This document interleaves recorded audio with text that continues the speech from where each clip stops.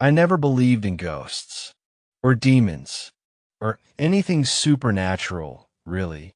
I'm a rational guy, always have been.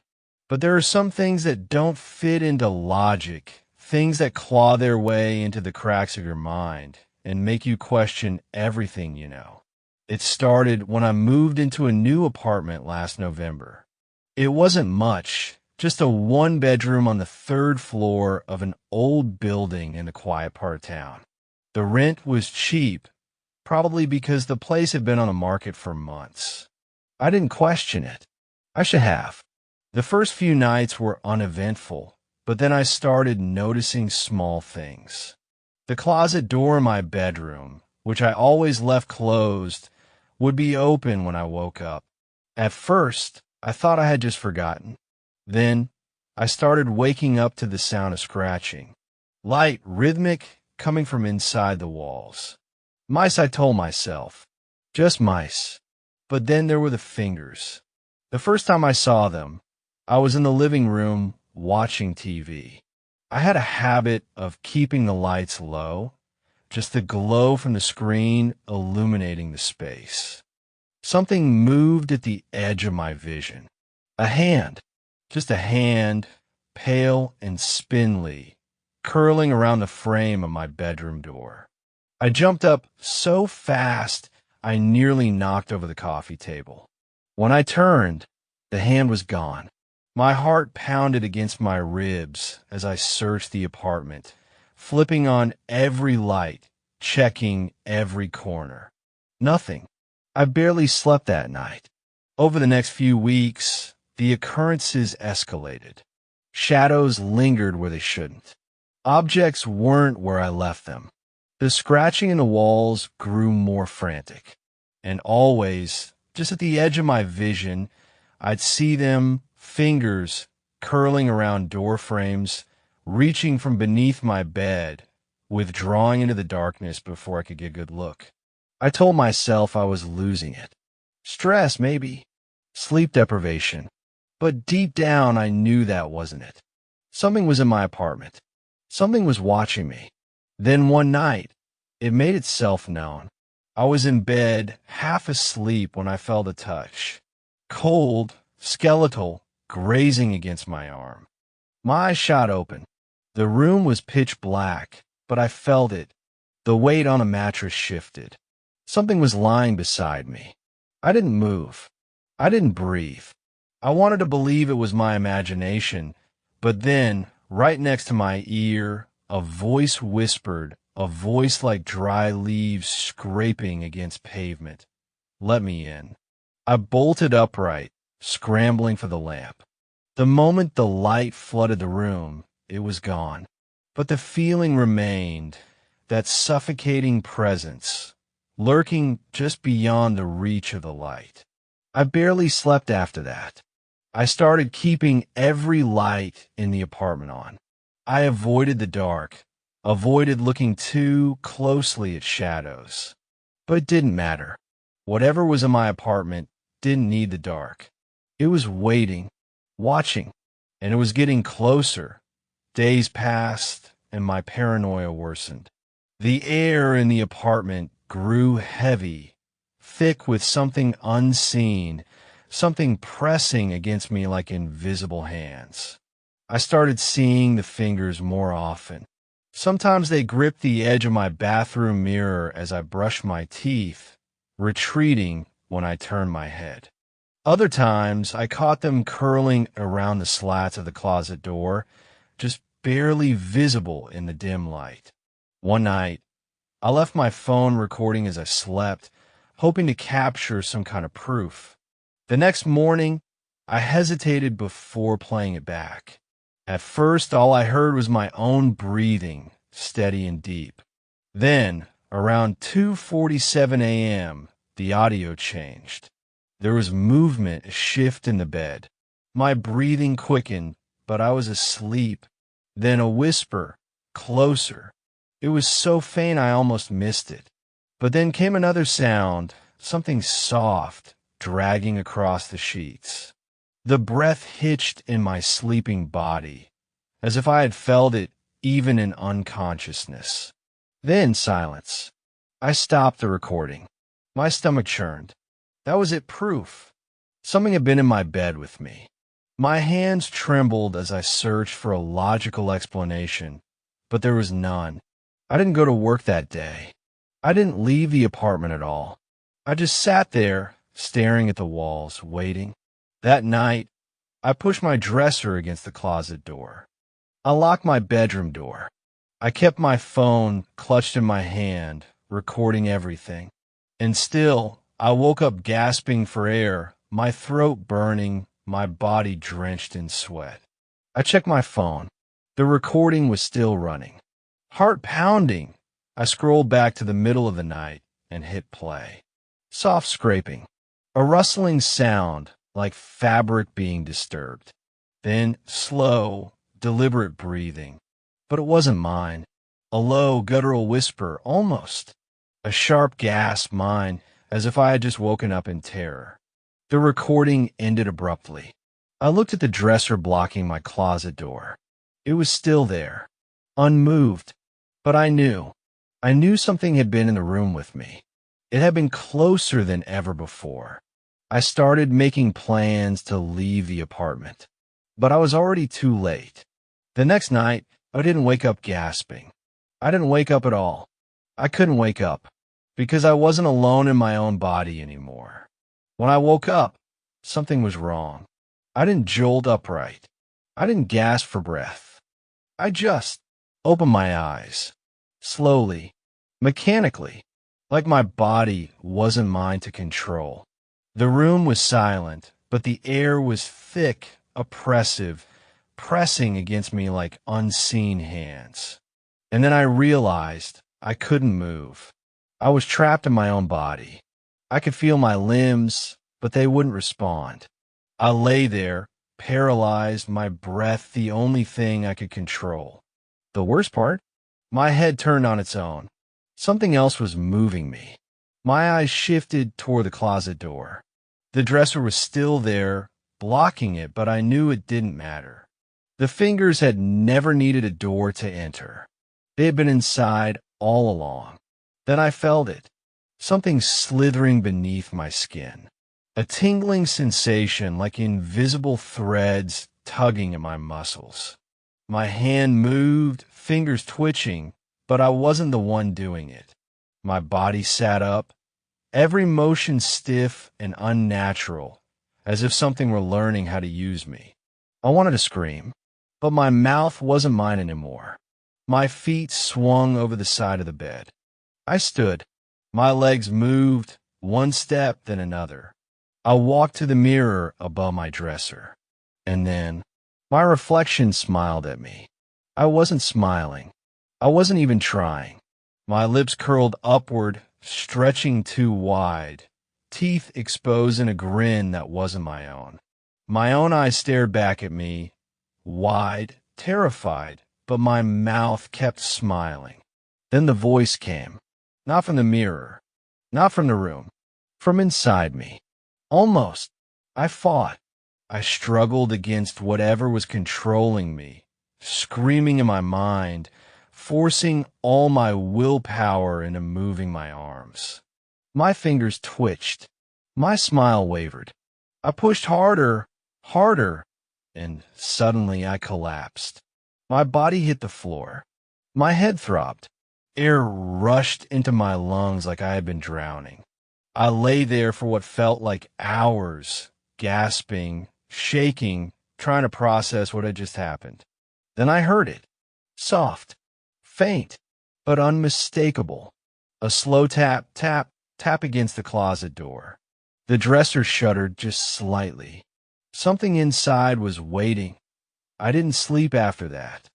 I sat in the corner of my bedroom, every light in the apartment turned on, watching the closet like it would burst open at any second. But it never did. The tapping had stopped. I checked my phone. The recording app was still open. Hands shaking, I scrolled to the time when I knew something had happened. There was silence at first, then movement, my breathing slow and unnatural, and then At 3:14 a.m., a voice. Not mine. He's ready. A second voice. A whisper. Dry, brittle. Not yet. Almost. Then silence. Until one last sound. The soft, unmistakable dragging of fingers across the microphone. I nearly dropped my phone. My whole body was shaking. Someone had been inside me. Something. And worse, it wasn't finished. I needed to get out. Now. I packed a bag in less than 5 minutes. Threw in clothes, my laptop, my wallet. I didn't care where I went. I just knew I couldn't stay here. I was halfway to the door when I hesitated. My phone. I had left it on the nightstand. I didn't want to go back. But I needed it. The apartment felt different as I stepped back inside. The air was wrong. Thicker. Heavier. Like something was watching. I grabbed my phone. But as I turned to leave, the lights went out. Darkness swallowed the room. My breath hitched. The only light was the faint glow of my phone screen. I turned it toward the doorway, and I saw them. Fingers. Dozens of them curling around the doorframe. Pale. Elongated. Too many joints. They gripped the wood, tightening, knuckles stretching as they pulled something forward. I ran. I didn't look. Didn't breathe. I bolted for the front door, yanking it open, throwing myself into the hallway. My feet pounded against the floor as I sprinted down the corridor, not stopping until I was outside, gulping in the freezing night air. I didn't stop running until I reached my car. I locked the doors, started the engine. My hand was shaking so hard I could barely keep hold of the wheel. But as I drove away, something made me glance at the rearview mirror. My apartment window. It was open, and something was watching me leave. I didn't go back. I checked into a motel miles away. Kept every light on, but I knew it wasn't over. Because when I looked in the bathroom mirror, my reflection smiled again. And this time, I felt my lips move. I didn't sleep that first night in the motel, even with every light on. The TV playing some late-night infomercial just for the noise, and my back pressed against the headboard. I couldn't shake the feeling that I wasn't alone. Every shadow in the room felt deeper. Every flicker of movement in my peripheral vision sent my heart racing. I was being watched. Every time I blinked, I expected to open my eyes and see fingers creeping toward me. My own reflection still didn't feel right. I avoided looking in mirrors longer than a second. I couldn't trust what I'd see. At some point, exhaustion won. My eyelids grew heavy, my body sinking into the mattress. I don't remember falling asleep, but I do remember waking up. Because I wasn't alone, I came to in total darkness. The lamps, the TV, everything was off. The air was thick, unmoving. My breath came out in shaky gasps as I fumbled for my phone. The screen lit up, casting a dim glow over the room. And in that glow, I saw them. Fingers, crawling from under the bed. Long, bony, stretching toward me. A lunge for the bedside lamp. My fingers fumbling for the switch. The bulb flickered, struggling, and for a split second, I saw it, something pulling itself out from beneath the bed. A shape, not just fingers but arms. A head, a body. The light finally came on, and it was gone. But the sheets were still shifting, as if something had just pulled away at the last second. I didn't stay to find out what. I grabbed my bag, my keys, and bolted from the room. I was in my car and halfway down the highway before I realized I was shaking so badly I could barely keep hold of the wheel. I couldn't stay there.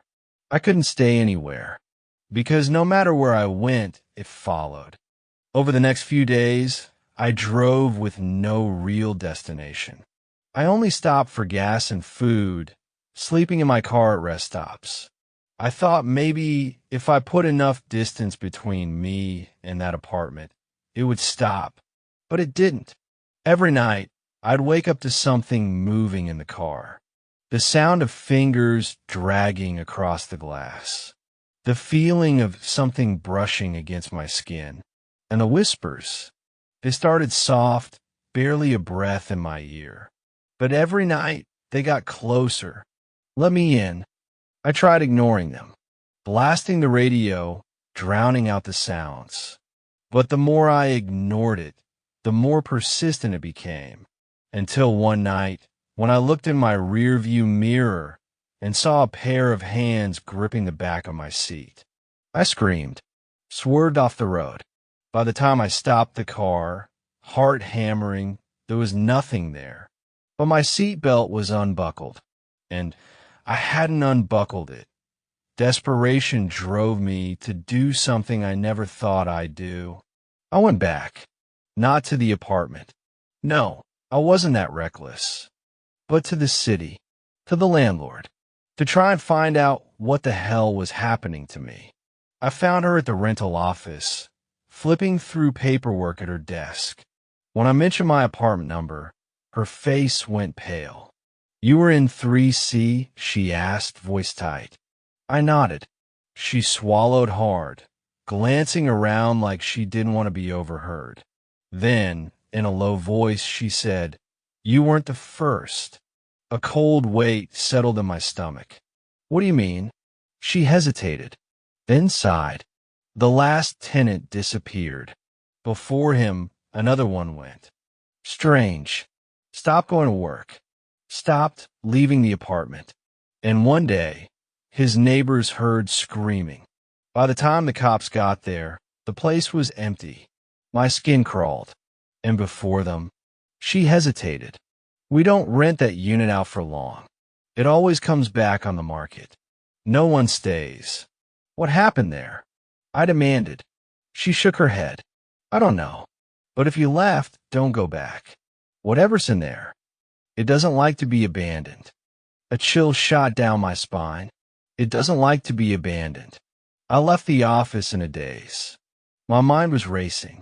If I wasn't the first, then whatever this thing was, it had been doing this for years. Decades, maybe. And now it had me. I drove to a cheap motel on the outskirts of town. I left the lights on, locked the door, blocked the closet with a chair. But deep down, I knew it wouldn't matter. Because as I lay there, staring at the ceiling, I felt it again. Not in the room, not outside, inside me. Something crawling beneath my skin. Something waiting. And when I closed my eyes, I heard it whisper, almost. I should have left town. I should have driven until my gas ran out and kept going on foot. But something inside me, something that wasn't me, kept pulling me back. It started with my dreams.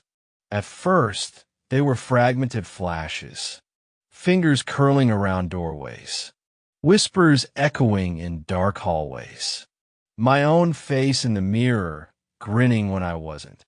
But then the dreams changed. They weren't dreams anymore. The first time it happened, I was in another motel, somewhere far enough away that I should have felt safe. But when I woke up, I wasn't in my bed. I was standing in front of my old apartment. The night air was cold, my breath misting in the dim glow of the streetlights.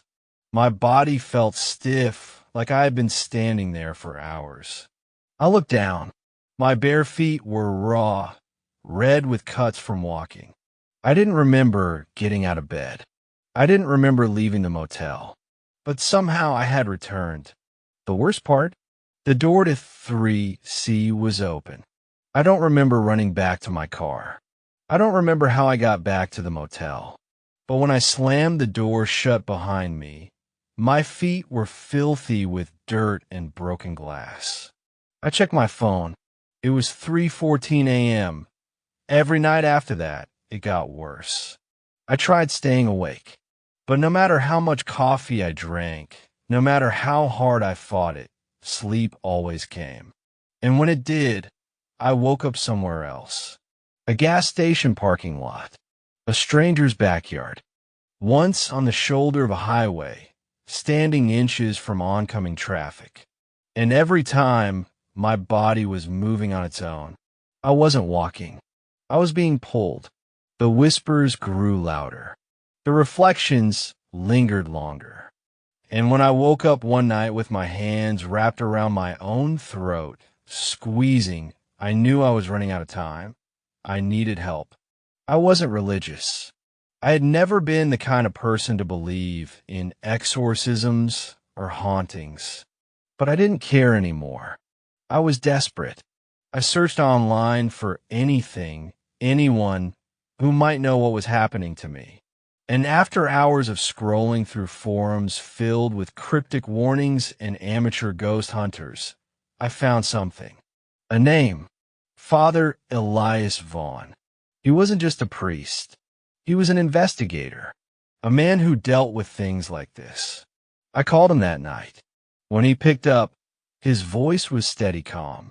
I told him everything, barely able to get the words out through my panic. He listened. Then he said something that chilled me to the bone. It's not haunting you. It's claiming you. We met the next day in a church just outside of town. He was older than I expected, his eyes sharp and tired, like he had seen things no one should ever see. He asked me questions about the apartment, about the fingers, about the whispers, and then he asked if I had been touched. I hesitated. My mind flashed back to the night in my apartment, the paralysis, the feeling of something slithering beneath my skin. I nodded. His expression darkened. That's how it starts. I swallowed hard. How it starts? He exhaled, rubbing his temples. Possession isn't always immediate. Sometimes it takes time. It wears you down. It pulls you in. The more you resist, the stronger it becomes. It's not just following you, it's inside you now. My stomach turned. How do I stop it? His jaw tightened. We need to go back.